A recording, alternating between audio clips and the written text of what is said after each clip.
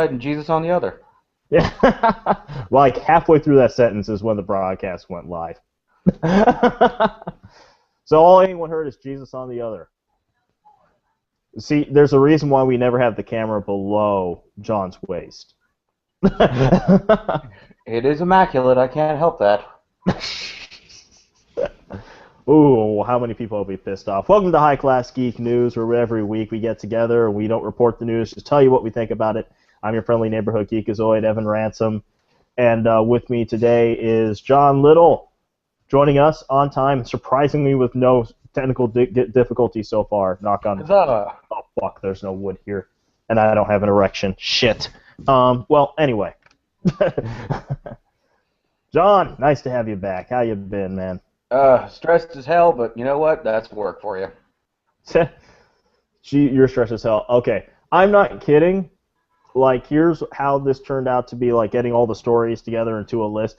In theory, we have a dry run every week. Really, it's more like about once every month or two. But this time, I called off at almost at the last minute, the dry run, because I literally spent all of yesterday in bed. I was in bed by 2 a.m. Saturday morning, did not get out until I think about 7 p.m.-ish last night.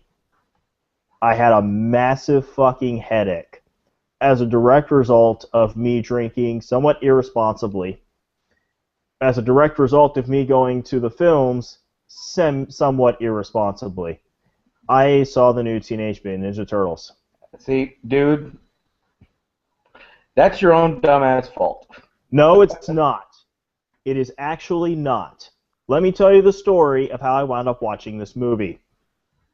Last week, we went to see Guardians of the Galaxy, and a good time was had by all.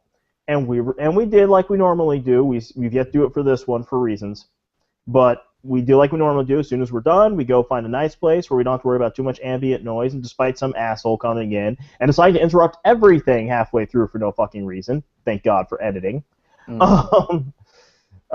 we recorded a podcast that we're going to release about it later. During the recording of this podcast, Jinx was there. You know Jinx. I know Jinx. Yeah. And Jinx pointed out how upset he was. Because so far, we have been extremely lucky with movies that I've gone to see with him this year. We've seen Cap. We've seen Amazing Spider-Man 2. We've seen Guardians of the Galaxy. There's one other. Oh, we saw the new Apes movie. And all four of these, he liked.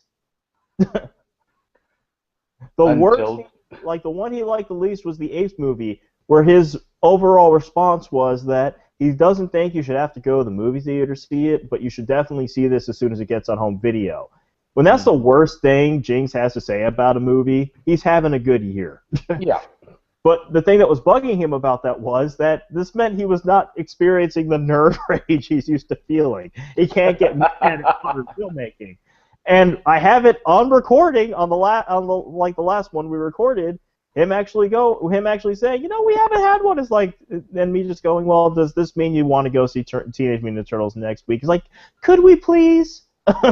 And he was so adorable asking that. And I'm like, well, fuck it. Okay, it's just gonna be you and me. I didn't tell him that. This is just what I decided in my head. It will just be him and me, because I'm going to subject as few people to this torture as possible. And he literally asked for it. Sad thing is, you know good and well, if I was back in North Carolina, you'd have dragged me. I'd have been right there with you, and we would have sat in that theater and drank very irresponsibly just to handle it. Oh, yeah, I bought my beer ahead of time, and this was one of those rare moments. I didn't buy it based on what do I think will taste good, or what am I in the mood for, or what haven't I tried yet. I went with the girl at the counter, her suggestion. I made my choice based on the highest percentage alcohol content. Bought the 24-ounce cup. Because we have theaters that'll sell you beer. No. See, I would have gone upstairs to the liquor store, several airplane bottles, and been increasing the intensity of my Jack and Coke the entire movie. To the point, by the end of the movie, I'm pretty sure it's just Jack. See, as soon as it started, immediately, like the first thing we see on screen Megan Fox as April O'Neil. There was like some what looked like might have been a really cool opening credit sequence, but we came in the middle of that because I didn't give a shit about trailers and everything. Yeah. Yeah, and Jinx was running a little late, so. But yeah, we come in, and the first thing you see of the actual movie, Megan Fox is April O'Neil, and even if she was giving the best performance of the year, it wouldn't have mattered because it was a nothing is happening, but we're still doing shaky cam scene. Uh-huh. Which already I'm like, don't make me spike my beer. Do not make me think I need to spike my beer. Beer already has alcohol. You're not supposed to spike that. 15 minutes in, I already know I'm going to need a second beer. About halfway through the movie, I get that second beer. I haven't finished the first one yet. Yeah. I give the what's left. It's like I think I took a couple more sips of the old beer before I just handed it to Jinx. So I'm like, admit it, you need it too. And I'm like making all sorts of gestures and angry comments throughout the whole movie. And keep in mind, I haven't been eating like I used to. Like I think I told you my new dietary habits. All my heavy eating is early in the day. Yeah. So and this was the 10 o'clock show, so I stopped eating completely by this point. Yeah. Which is good for my diet, but not necessarily good for helping with alcohol tolerance. So I'm already pretty well into the, not just more than tipsy, not fully drunk yet. Yeah. By the time we're out of that theater, and I am pissed. I have had my childhood shat on like few things have before. Fucking bad. This is one of those things where I wish they had done more wrong, because they did just enough right to make the wrong that much more wrong. You can tell that like at least a first draft of the script was written by a genuine fan, and then it went through about 20 more drafts. Yep. Thank God the movie is only like about an hour and a half, give or take, long. Which I think you have to wait about half an hour before you actually see the turtle. So that tells you something right there. Okay. Yeah, it's pretty much the Megan Fox movie. And so we go straight. I tell him we're going to Champions. I order a beer and a shot, which Jim Beam Honey Whiskey is actually really good. And basically we didn't get to record that night because I wasted too much time just being drunk off my ass and talking about life because I need to get as far away from that fucking movie in my head as possible. Next morning, I have a headache that's so damn bad I can barely get out of bed to take a piss. And when I do, the only thing I want to do is go back to bed. It is not until, even though every once in a while I gain the strength to put some water in me, it is not until 7 o'clock that I can finally get fully out of bed. It has been a very long time since I felt that shitty. I think I had cancer last time I felt that shitty. And that's not even a joke. I think the last time you described anywhere near that shitty was the day after you watched Audition. Oh, God. No. Well, no, Audition drove me to drink like this movie did, but the thing that got me about that was I was stone cold sober, and a day later I was just still thinking about it. This was just a case of, this had an actual physical effect on me the next day. Like, I had been through Audition because of this movie. It's a bang-over. Yeah. Wow. Yes, John, this is why you're on the show. We're giving it to you for free, Internet. When you've watched a shitty Bay movie, it's called a bang-over. You're just sitting there the entire next day going, oh, God, what did I do? Well, I watched that Michael Bay film, and then I went to drink to try and dull the pain. And then I don't remember what happened. I vaguely remember something with a homeless man and a knife fight, and I have no idea where this parking meter came from. The sad thing is they're all scenes from the movie. The fact that you still have a parking meter just makes it that much more disturbing. It actually is a good way to start this 10-minute rant about the shitty experience watching the shitty movie, because our main story is the fact that we, this weekend, had two insanely awesome, we had two geek movies out at the same time. We have the Baseplosion Spectacular that is Teenage Mutant Ninja Turtles, a.k.a. the worst thing to happen to my childhood since the Bay Transformers movies, and Guardians of the Galaxy, still out there, still making news. Yeah. And still on my agenda to see it. I just got to get time to do it, and that's going to be this week. Probably best you don't watch last week's show then, because that's pretty much all Rabbit and I talked about like the first 10, 15 minutes. You know me, I have horrible short-term memory. You can talk to me about a movie and I'll still go enjoy it. Yeah, well, fortunately, I have to go into spoilers this time to bring this up. This pretty much brings in the big question: who wins, Turtles or Guardians of the Galaxy? Because there were some people who were thinking after what happened last weekend that Guardians was going to stay at number one despite the Turtles movie. Honestly, it looks like for right now, the answer is completely dependent on how long far a stretch you want to go. It's going to be total sales, and that one's Guardians going to win. Yes, I'm sorry. Despite the fact it's not a great movie, it's still a Michael Bay film, and the one credit I'll give Michael Bay, he is really good at building up hype for his films. And actually, this was not good hype, but let's be honest, Bay is just he knows his audience and he knows how to get them to buy the tickets. Exactly. And he actually did come right out and say one time, he's like, I don't know anything about these movies, I don't know about this source material, but it doesn't matter how much I suck it up, you're going to watch it. I wish I could say he was wrong, but honestly, up until last week, I had no intention of seeing this piece of shit. I have no intention of seeing it in the theater. Yeah, I kind of figured it was going to be number one, because that's how the movie world, I mean, it was too big a deal not to be number one, or at least incredibly close to number two. The 55% decrease in sales on Guardians, not a shock. Yeah. I mean, honestly, when you look at those movies that don't have a drastic drop when they have that big an opening weekend, it's usually there's no real big movie following them up. Yeah. This had a big movie following up. I expected the drop.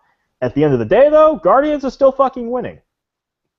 I will agree. It'll definitely be. I mean, let's face facts. People were actually looking forward to Guardians. I think most people that went to Bay's TMNT just kind of went because they wanted to see exactly how bad it was. I mean, it's got to the point now where with Bay films, they're kind of like Shyamalan films. You don't go because you want to experience. It's like going to watch a train wreck. Well, part of it is also the fact that Bay is smart enough to cling on to our generation's childhood, the shit we grew up with, and he knows that there are going to be people, they're just going to feel obligated to watch it just for complete's sake. Somebody give Bay She-Ra. I want to see Bay's version of She-Ra. Starring Megan Fox. No, dear God, no. A really bad wig. Oh, no. I didn't say we would cast her as She-Ra. You said Bay's She-Ra. True, Bay does, Bay, Megan Fox to Bay is the same way Helena Bonham Carter is with Burton. Yeah, you want to know how bad this movie was? Megan Fox wasn't the worst part of it. Oh, dear God. In fact, I think I'd have to give that to Will Arnett. Like, the guy who was the voice of Batman in the Lego movie, entertaining me like crazy. Every time he spoke, I was just like, shut up, shut up, shut up, shut up! There's a moment where it's the moment where he finds out the turtles are real, which is that Raphael gets to the back of his van and just, boom, pops his head in and says, drive. And it shut him up. And I just turned to Cheeks and I'm like, admit it. At this moment, you fucking love Raph. Yeah, I saw a clip of the elevator scene. That's the best part of the movie. And I can honestly say, just watching, that's honestly what I thought. I'm like, this has got to be the best part of the movie. That it is the cowabunga moment later. No, the cowabunga moment really wasn't. it wasn't that good. But yeah, that bit where they're in the elevator, it's one of those. It's like one of those you get brief glimpses. That was the best one in the movie where it's like, this is Turtles. This is what it's supposed to be. That elevator moment was it to the nth degree. Mm-hmm. And then it got immediately ruined by the most generic fight scene ever as they fought Ginzu Shredder. The most annoying thing about Ginzu Shredder? Shredder was awesome when he's outside of the armor. I don't know who the guy they got was, but that's how the fuck you do Shredder. Then they put him in the armor and he was CG from then on. Yeah. And he goes into that armor literally in his second scene. Yeah. But I will say this, one last thing before we move on to the other stuff. One unexpected and amazingly awesome byproduct of Guardians of the Galaxy. A lot of the songs from the soundtrack, because they're all from the 80s and 70s, they're back on the charts for the first time in decades. Yep. Words cannot...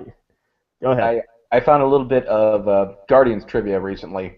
Apparently, not only did Vin Diesel record that one line for Groot over 1,000 times with different inflections, but he also did it in 15 different languages. So they could every remake they did in different languages, they could use his original voice. Oh, I thought it was more than 15. From what I heard, he actually still remembers how to say it in each language. I don't doubt that. You say Because what you say 3 words 1,000 times in any language, you're gonna remember the fucking words. yeah, because Vin Diesel is right there with Dolph Lundgren and several other guys in Hollywood, where because of the movies they do and some of his made, everyone's like, oh, he's just a big, dumb, muscular idiot. But nope, dude's smart as fuck. Mm-hmm. Well, I'm sorry, you don't grow up playing Dungeons and Dragons and being in I'm sorry to say this, but being in breakdancing videos, because not many people know this about Vin Diesel, but he was in breakdancing videos. Yeah, and he was a huge geek. You know, it's not like it hurt his, Rob Zombie's, or Samuel L. Jackson's careers. Or James Gunn, for that matter. There's no way around it. Dude was a fucking geek. Very true. That just kind of makes me want to somehow find a way to play Dungeons and Dragons with Vin Diesel. Among other things. I think he's on my list of guys in Hollywood I want to talk to about the geekiest shit. Oh yeah, I'm sure. But moving on to movies. Coming out in theaters this week, The Giver, based off of a YA novel we haven't heard of. For those who don't know, a YA novel is pretty much an adult novel, but we okayed it for kids. Pretty much. Let's Be Cops, a movie about a felony, so I really don't get the appeal. It's supposed to be a comedy, but I'm like, this is a comedy that should end with these guys doing insanely serious jail time. Yeah. But I'm guessing won't. Of course not. Hector and the Search for Happiness. I've seen the trailers for that. I may want to go see that. You know, I haven't seen the trailer. All I saw when I looked this up, it was on Wikipedia, as a romantic comedy, but I really like the title. Yeah.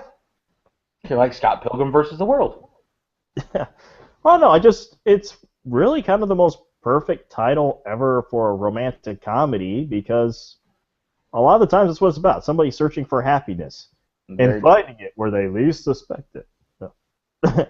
And if you're, I'm guessing these are Bollywood films. I was really surprised to see these.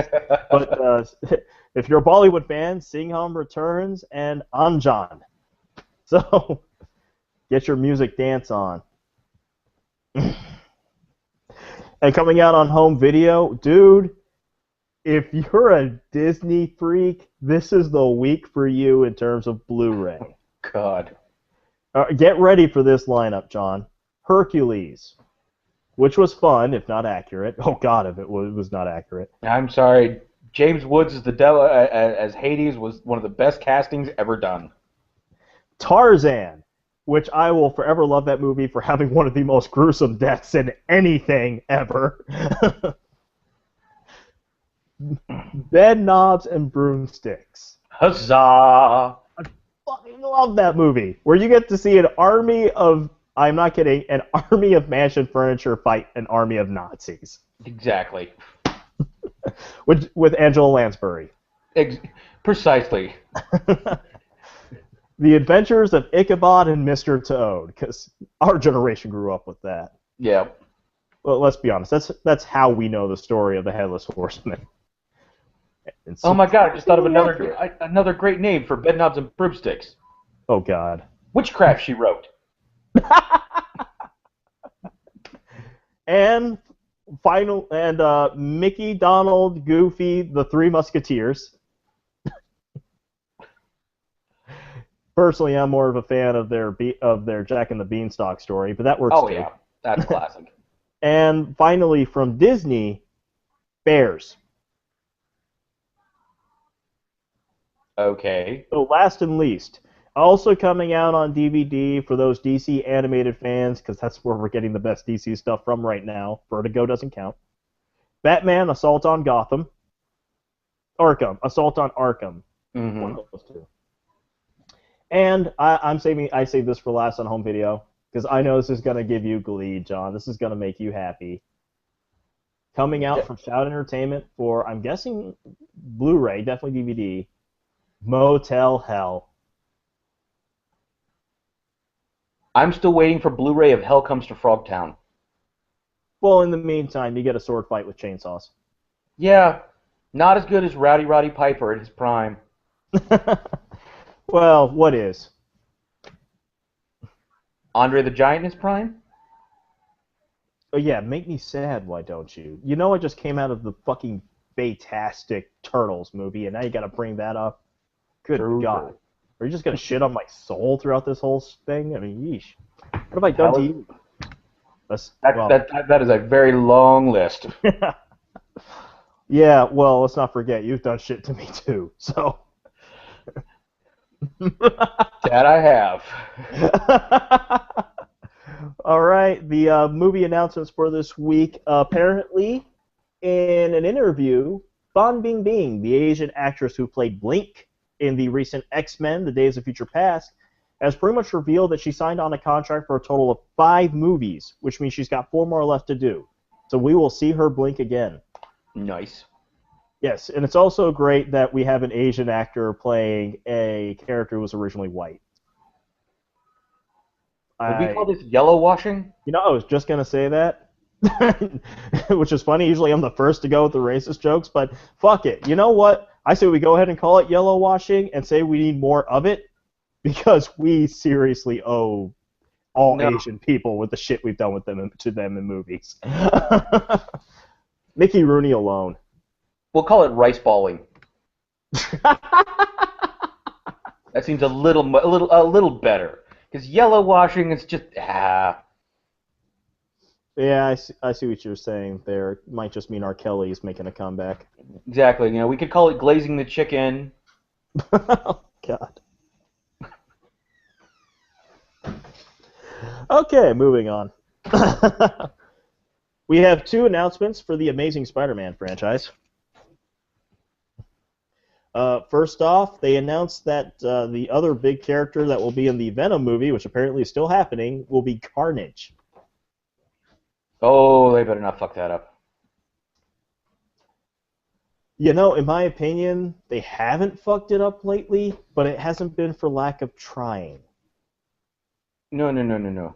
It's Venom. I have very specific casting requirements for Venom.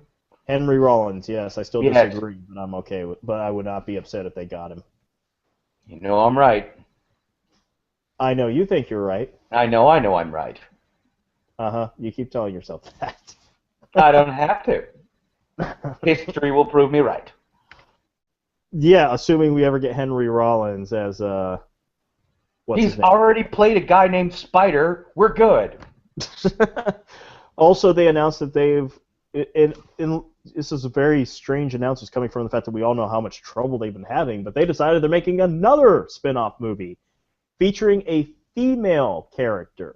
I did hear about that, and that one kind of got me off. I'm sitting there going, so they're making Spider-Woman? Yeah, they haven't said which female character it is. Most likely, it'll be Black Cat because they introduced her character in the last. Generally, yeah. So we don't know, but honestly, this means Sony is the only. Sony got smart. Someone in the Sony studios has intelligence and went, wait, everyone keeps asking for a female-centric comic book movie. No one's doing it.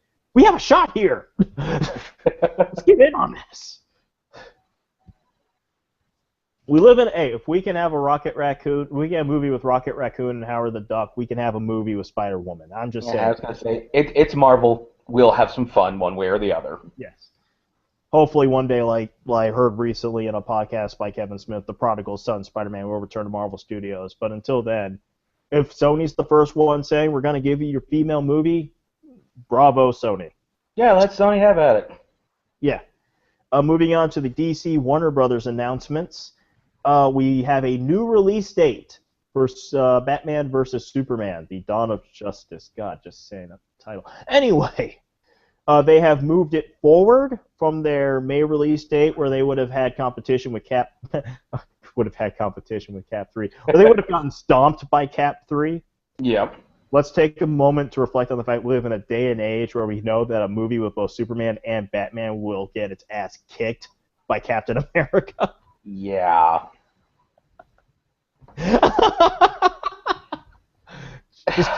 I don't think you have to go back too far to realize how that just would easily seem ridiculous to past us. Honestly, at this point in time, you could put a movie in it with U.S. Agent, and it would kick the shit out of Batman and Superman. I Yeah, just kind of want to make I a went time there. machine. I just want to make a time machine, have us both go back in time to when we were in high school, we were at Enlo, and actually tell each other this news, just so we can like do a little like cell phone snap of our reactions. Hell, let's go even worse. You could make a movie with fucking Namor, and it would be better than Batman Superman. As long as it's Channing Tatum, yeah. He's the only guy I can think of who has the body for it. No, he doesn't. He's not wiry enough to be Namor. You just need to look like your body's way too perfect. Yeah, pretty much. Yeah. Because I mean, when your costume consists of a green speedo, you And kind of got to look. Yeah, you kind of got to look the part, and elf ears.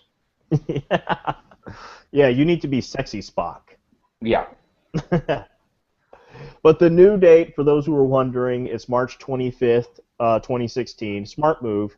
Means they're getting in before Cap, which is where they're more likely to have the best shot. March has always been a good month for Zack Snyder. It will definitely be interesting to see how many more people go to Cap after Batman and Superman. Yeah. Well, let's be honest. It's going to make its money. Yeah. But also, they have released not the films attached to them, but all their release dates going up to 2020. Basically, from looks of things, the plan is that once the Superman Batman movie comes out in 2016, 2 movies every year from then to 2020. Yeah, but they haven't announced what those movies are. They have announced some of them. We know they're doing a Shazam. We know they're doing a Flash Green Lantern team up. With luck, they will be smart and incorporate their TV shows into that, since they already have a Flash. Yeah. Yep. I think they confirmed a Wonder Woman movie at some point, though it'll be way down the line. There is a Justice League movie. And don't forget, you and I were both equally shocked by this, and will continue to be shocked by this, especially if it actually happens, but they confirmed a Metal Men movie. Of all the characters in the goddamn DC universe. Well, hold on. No. There's no hold on here. There is for a second. It's Metal Men. Yes. We got to give them credit where it's due. Everyone talks about Guardians of the Galaxy was such a huge risk. That's nothing compared to Metal Men. Even those of us in the comms community were not asking for or expecting a Metal Men movie. Guardians of the Galaxy had some fans before that movie was announced. I swear, they just give the fans what they want, DC. Make a Lobo movie. No. Let them remember what Lobo's supposed to be first. Well, no. You have to realize this. I don't acknowledge new Lobo. That is not Lobo. All right. See, that is what I call hobo, which is Homo Lobo. Because when you take Lobo, the main man, and you make him metrosexual, I'm sorry, that is not my Lobo. If my Lobo isn't rightly played by Ron Perlman, it's not my Lobo. Directed by the guys who gave us Crank. Yes, that would be an excellent Lobo film. You hear that? Get the guys who directed Crank, hire Ron Perlman, then just butt out. Just give them money, and the audience will be right back to you.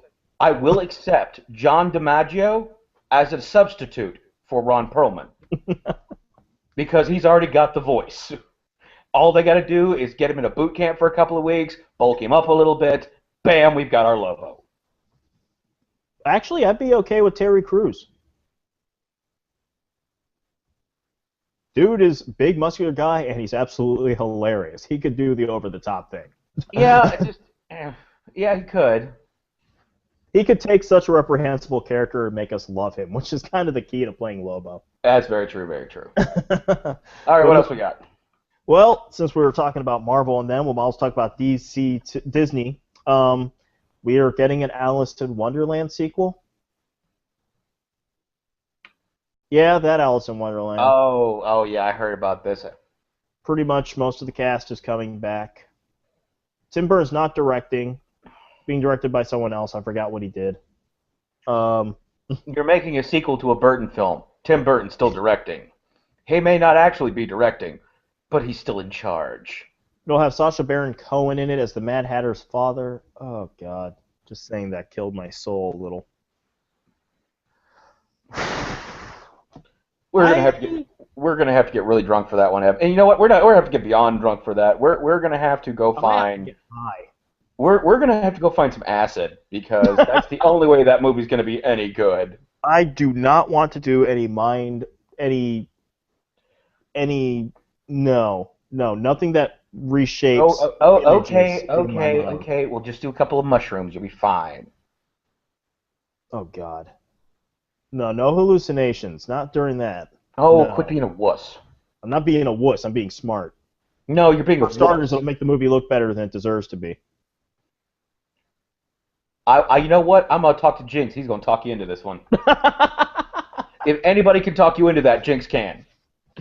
Yeah, good luck with that. I don't need luck. I have Jinx. Yeah.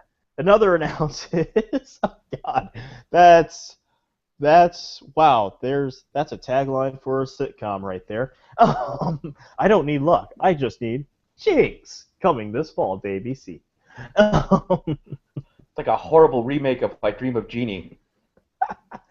Oh, God. I honestly, if they actually did get Jinx to just play that magical character that fucks people's lives up, I'd watch it. He needs to be a doctor's companion. Oh, no, I accidentally killed another one. No, anyway. The other Disney announcement this week is Jennifer Lee, the director and co-writer of Disney's hit from last year, Frozen, is currently working on the script that will be an adaptation of A Wrinkle in Time, the famous children's book. I have heard about that, and again, that's one of my favorite books from my childhood, so I have a bit of apprehension. But, you know what? I'm still anxious to see it. Yeah. It's one of those, you'll watch it, either because they'll do a good job or because they're going to fuck it up. Yeah, my money's on the latter. What, you don't like Frozen? No, I love Frozen. That's one of those films that I'm pretty much expecting them to fuck it up. We'll see. Also coming up on announcements, announced via tweet from Arnold Schwarzenegger, because there is no bigger fan of Schwarzenegger movies than Schwarzenegger. We have a title for the 5th film in the franchise, Terminator Genesis, which is SYS. Yep. Someone needs to tell them that the 90s are over. Actually, no, somebody needs to remind them that, you know what? Just because sci-fi thought it was a good idea doesn't make it a good idea. In fact, I'm pretty sure the law is that if sci-fi thinks it was a good idea, then it's not, period. Thank you, Sharktopus. Sharknado. Sharknado 2. Shark Harder. Yeah. God. Also on announcements on things that are more on the periphery of geekdom but still deserve to be announced.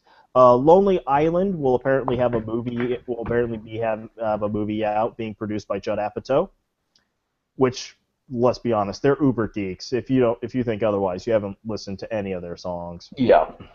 I mean, just the Dick in a Box thing being their tribute to 90s R&B music videos. Yeah, and if it's Lonely Island, then Justin Timberlake's going to be making a cameo.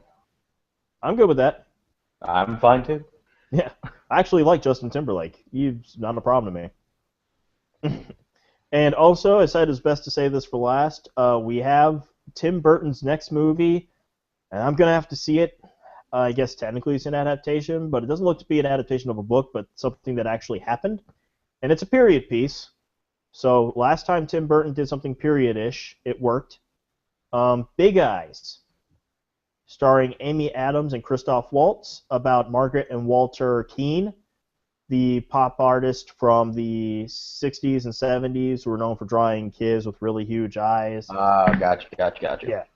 And it's basically all about how Walter was taking credit, saying he was making all these telling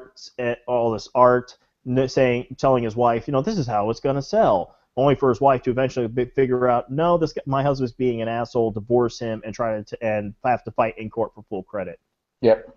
And I am not kidding when I say this. This actually happened in real life. It's one of those things you think only happens in movies actually happen in real life. The judge actually told them to have a paint-off in court.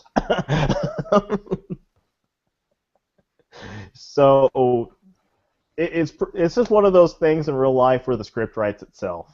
Mm-hmm. It's like Audie Murphy's story about how there are things that Audie Murphy purposely left out of both his biography and the movie because he was like, no one would believe him, even though they really happened. Yep.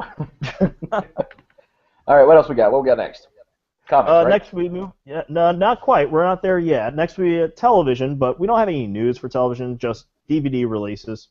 First seasons of Bitten and The Blacklist. Good show. Oh God, yeah. Just James Spader. Oh yeah. Every second he's on screen makes the entire season worth. 1 second of James Spader in that show makes the entire season worth it. Not to mention, it really gets you excited for Ultron. Boy, does it. Also, speaking to our childhood, the Looney Tunes Platinum Collection, Volume 3 is coming out on Blu-ray. Edited or unedited? If it's Platinum, that's the unedited, and it also means it will have some of the politically incorrect shorts in there, too. The racier cartoons. Yay. You say racier, there are some that are just blatantly racist. Yeah. These are the little ones that only like the hardcore Looney Tunes fans know about. Yeah. The 10th season of Gunsmoke, the longest-running television series pretty much ever. I think it's currently tied with Law & Order, though. They both lasted 20 seasons. Yeah.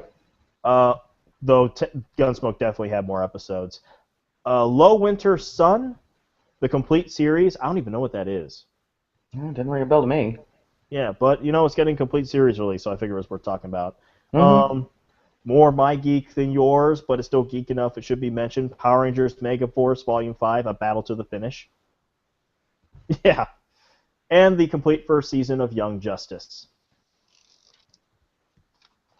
Because we like to remember when Warner Brothers and DC used to give us good stuff based on our childhood-loving properties. Yes. A Metal Men movie. I'm not saying it can't be done. I'm not saying it can't be good. It's just, I'm saying it's happening. Why? This may sound weird, and no one except hardcore comic geeks can understand that, but I kind of expected a Doom Patrol movie before that. Here's hoping it's one of those things where it's, even though they went ahead and said we're going to do it, it's so insanely obscure that Warner Brothers doesn't really care about it beyond, and so they just throw money out of it and let the guy who handles it do whatever they want to, and he's a hardcore Metal Men fan. Because that's how we get things like Guardians of the Galaxy. I honestly think the only reason Metal Men was announced was as an answer to Marvel's Guardians of the Galaxy. Because let's face some facts. Guardians of the Galaxy was a great comic, but it wasn't widely known. And it is one of the more random of Marvel-owned titles. I mean, it's up there with Howard the Duck. Well, the difference... Oh, go ahead. I was going to say, for Marvel to sit there and go, fuck it, let's make a movie with a raccoon. We ain't done one of these in a while. And DC's like, they're doing a raccoon movie. I've never heard of this franchise. What do we have that's obscure? Metal Men? Make it. I actually agree with you. It is definitely something they're doing in response to, like, they announced Guardians of the Galaxy, and just someone in Warner Bros. Like, what's that? Will that work? Everything else they made was a success? Crap, we got to come up with something obscure too. The difference is that the difference between Guardians of the Galaxy and Metal Men is that Guardians of the Galaxy's popularity within the comic book world was on the rise because it spun off of the second Annihilation series, which Sure. Annihilation was just a surprise hit in and of itself. And after Annihilation Conquest, it got its own ongoing series. It lasted for 25 issues and was a huge hit for Marvel. So there actually were people asking for a Guardians of the Galaxy movie, just didn't think it would happen. Yeah. No one is asking for Metal Men. They just pop up every once in a while. But the only people I can imagine asking is some 5-year-old who saw that episode of The Brave and the Bold and were like, who are those guys? Yeah, I mean, I can honestly say in the years that I've been watching the DC animated shit, I think I remember seeing Metal Men like twice, maybe, and they Yeah, I were guess. very obscure. Again, I'm sitting there going, weren't these characters from like the 40s, 50s, and no one cared even then? God. You know, if they really wanted to go obscure, like really, really obscure, they would have done Challengers of the Unknown.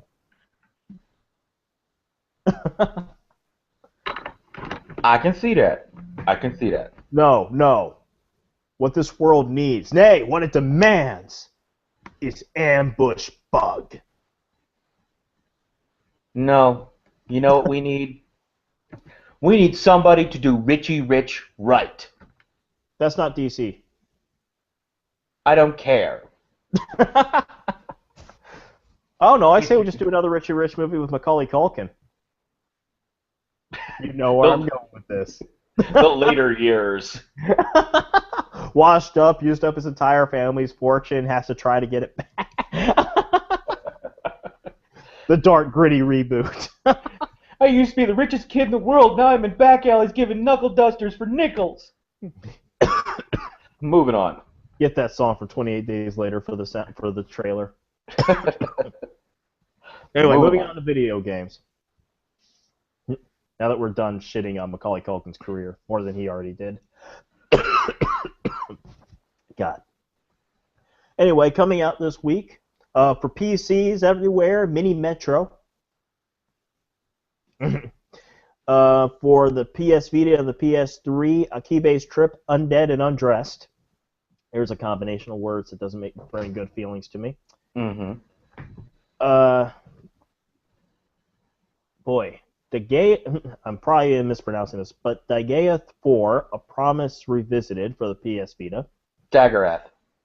Ah, thank you. Hohoku for the PlayStation Network, the PlayStation Vita, and the PlayStation 4. Phantom Breaker Battlegrounds for the PS Vita. Risen 3 Titan Lords for Windows, PS3, and 360. The Xbox 360. Mm-hmm. 7 Days to Die PC. And finally, this kind of makes me somewhat weirdly excited. I might actually have to get this game. It's coming out for the Droid and for the PS4. Surgeon Simulator Anniversary Edition.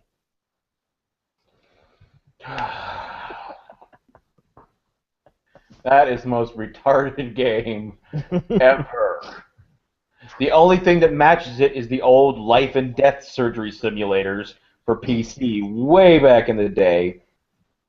I wonder if that's the one I had to do for anatomy and physiology class to maybe decide I would not make a good doctor. I doubt it. I kept killing people in anesthesia. And not on purpose. That was the sad thing. Mm-hmm. But moving on, the big announcement in video games, though, at least that I found this week, Resident Evil Remastered, the one that they had for the GameCube, is being re-released again for the current and next-gen systems. So if you have a PS3 or an Xbox 360, or if you have a PS4 or an Xbox One, or if you just have Windows, pretty soon you should be able to get the original Resident Evil completely undone. So it's an HD 1080 for the next-gen console, 720 for the current. It looks like they're making minor changes to the gameplay, so it fits in more with what we're used to with like analog control and all that. But you can switch to the original gameplay if you want to, because you're old school and just refuse to change with the world. I'm personally looking forward to it. I love that mansion. I have it on GameCube, so. Oh, so do I, but I don't have a memory card anymore. Apparently that got lost in the mix somewhere. Go to Play and Trade. Well, I don't care. I kind of want to see it in Uber HD. The first Resident Evil game is worth my money. Agreed. What else we got? Well, next we move on to comic books. Our suggested titles for this week: the Superhero Deconstructionist series by Kurt Busiek, Astro City number 14, which I'm still shocked you never heard of before I started mentioning it on this show. You forget, dude, I stopped reading comic books on a regular basis back in the late 90s. The late 90s is when this first came out. Point remains valid. Yeah. Batman 66 meets the Green Hornet number 7, being co-written by Kevin Smith. Yes, that Kevin Smith. Yep, and we're happy about that one. Surprising lack of dick, fart, and sex jokes there. Or not surprising, if you're familiar with the show. Mm-hmm. Already got my pre-order for the Blu-ray. I'm sure you do. Amazing Spider-Man number 5, where we get to find out whether or not Black Cat's going to kill him in this issue. She's not happy with him right now. She never is. No, she's literally trying to kill him right now. She had a run-in with Doc Ock, the Superior Spider-Man, not knowing that wasn't him. Yeah, Superior Spider-Man kind of fucked her over a bit. Original Sin, number 7 of 8, the penultimate issue of this miniseries that I am just loving. I still don't know what I love more. The Punisher meeting Rocket Raccoon or Punisher teaming up with Doctor Strange. I need to figure this out. I want a Punisher and Doctor Strange ongoing series. I want more Spider-Man Wolverine. There will always be more Spider-Man Wolverine, but God, you have no idea how fun it is to see those two together. You know who fucks good? Redheads. Damn right. I love that meme. Best bro moment ever in any comic I've ever seen. And that wasn't even in a comic. Yeah. So, Spider-Man 2099 number 2. Yes, I know, but I still like it. The United States of Murder, Inc. by the independent comic guys of Brian Michael Bendis and Michael Avon Oeming, who gave us the Fantastic Powers. Mm-hmm. Red Sonja number 11, because every once in a while you need to be reminded that, yes, there's a reason for a chainmail bikini, damn it.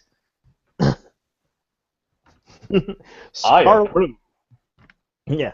And finally, by artist Goran Pavlov and superstar writer Mark Millar, their independent comic Starlight number 5, which I highly recommend. So you can get it's a nice little flashback to those old school pulpy sci-fi novels where the plucky hero from Earth goes to an alien world and saves them using his Earthman ingenuity, except now that guy is much older, really shouldn't be doing shit like this anymore, but is giving it one last go for the people. So it's Sergeant Murtaugh meets Flash Gordon. I was kind of thinking more on the lines of if you were to do a Dark Knight Returns version of John Carter. Okay, I can see that. Yeah. But with more clothes. Because you don't want to see this guy naked. Probably not. He's not as young as he used to be. Big announcement this week for comics. It's, for whatever reason, it's very rare for Marvel to do this, and I wish they do it more often. But I'm glad they're doing it for this. Thanks to the Guardians of the Galaxy movie, we are getting a re-release of the Howard the Duck Omnibus. First released back in 2008. Pretty much once that sold out, it sold out. Yep. It's like, unless you were able to put aside some triple-digit kind of money, you were not getting another time. You were not getting it even used. Yep. So the fact that they're doing the second printing is awesome. It is on my buy list. Yeah, I already have it. I got the first printing. I didn't waste time with that shit. I was like, Howard the Duck? It's like, for all of those who don't understand what big a deal it is, at the very least, go and pick up the Essential Howard the Duck just because it's cheaper, and you will understand. That was the Transmetropolitan of the 70s, basically. We probably would not have a Spider Jerusalem without Howard first. You know what, though? This makes me think.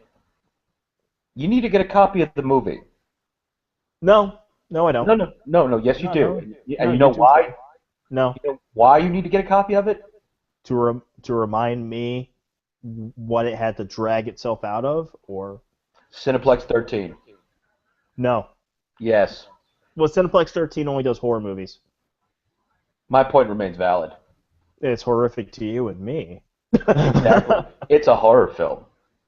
I'm still trying to get them to watch Feast. Ooh, good one. We almost did it. We were this close because of a mishap with the movie. We were this close to watching it, but everybody voted for Slither instead. Even though almost everyone had already seen Slither, no one had seen Feast. And they call themselves cinephiles. You're gonna have to make them watch it. Yeah. Well, I pretty much came right out and said, dude, the fact that you got me this close, since I've been saying from day one we should be watching this movie, you owe me for like freaking Thanksgiving for us to watch this. All right, what else we got? Yeah. Well, that puts us on to science! Science! We actually only have one story for silence, which is good news, everybody! Yeah, we had a lot for movies, so I mean, we filled up a pretty decent amount of time already. Yeah, but no, for science, this is well fun. Don't you just love how it feels more and more like the X-Files are becoming less a cute little 90s show and more something that's real life? Yeah. Because this is the kind of thing that Fox Mulder would definitely be all over. A lake has apparently just appeared in the middle of the desert in Tunisia. We don't know how or why. It's like those random holes that keep appearing in fucking Ukraine. Yeah. It's pretty much, in this case, we're not entirely sure how long it was there because it was in a very remote part of Tunisia. Yeah. These lakes got discovered 3 weeks ago, but didn't make the media until just a few days ago. Yeah. Lake pops up out of nowhere. You'd think that'd be a bigger story. Yeah. The current running theory is that apparently that there was a natural dam somewhere that broke down and all the water just came rushing out. But this isn't one of those theories where we base it off the evidence that's there. It's literally the least ridiculous theory we have when you consider all the ways we can think of that this could have happened. So we have no evidence whatsoever that there was like a body of water that was just being held back by Mother Nature somewhere. You figure if that was the case, it'd be like, okay, well, where nearby is missing water? Yeah. Keep in mind, this is an 8... When we say a lake, we're not talking about some small puddle either. This thing's 18 feet deep. Yeah. Again, that's 3 basketball stars. But There's a joke there? I was being serious. Think about it for a minute. Never mind, moving on. Either way, mysterious lake appears out of frickin' nowhere. Somewhere out there, a man with brown hair and a really hot chick with red hair is looking at it going, how did this happen? And arguing about whether or not it was supernatural. With the guy saying supernatural being the one who will ultimately be right, but will have no proof. Very true. And our final story of the evening under miscellaneous, and this is one of those things... I had to read the article just to make sure it wasn't a joke. Mm-hmm. I cannot believe this is happening. This is even less believable than a Metal Men movie. This makes the Metal Men movie look far more sane and likely. Oh, dear God. In comparison. General Mills has made a deal with DC. Yes, oh, God. And they're taking their classic, Halloween theme. Oh my God, we got big comic book creators working on the Halloween characters. I know Jim Lee is specifically working on Boo Berry. We are getting a Jim Lee Boo Berry.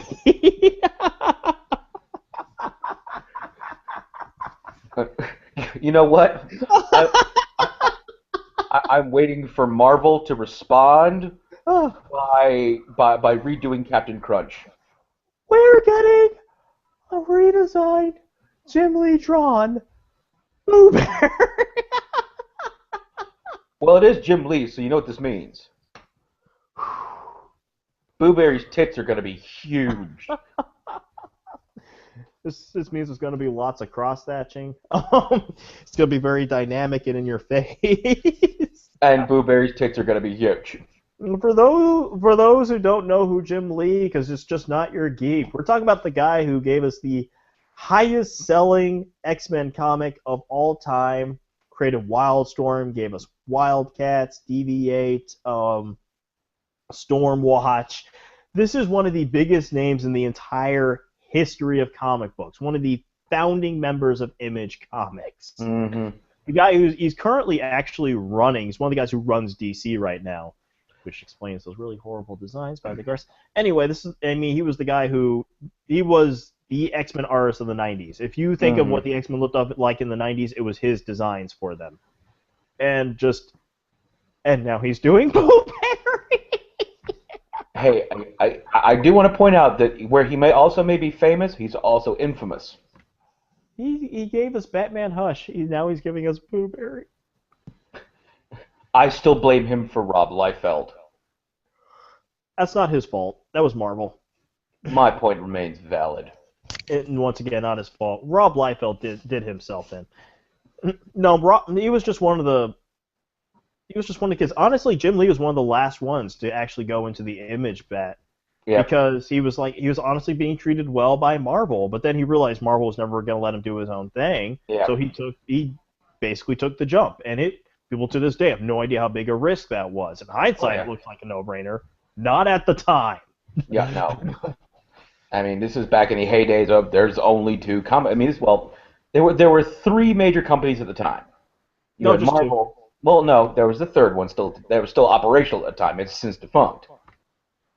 Valiant. Oh, well, I'm not sure I'd count them. They were never that big. But pretty much it was Marvel and DC. Yeah, well, it's always been Marvel. And then there are others, and they didn't really count. Some of them were good. Well, dude, we've got excellent time because I just got paged out from work. Yeah. Well, just for anyone who's wondering, the Dodsons, Terry and Rachel Dodson are doing Count Chocula, and Dave Johnson, famous cover artist, is doing Frankenberry. Mm-hmm. So there we go. You can find us, as always, here 9 o'clock every night, Eastern Standard Time. Same geek time, same geek channel. Yeah, this is High Class Geek News. You catch us on highclassgeek.com, as we keep hinting at. We have some future plans ready, a video series that John's going to be taking care of. At least two podcasts. One I've been already recording. One that will require a bit more work, so will be recorded down the line. I'll tell you the other one is called Cinema Now, so look out for that. And that's pretty much all I got to say. So we will see you. We will see you next week. Same geek time, same geek channel. Sunday.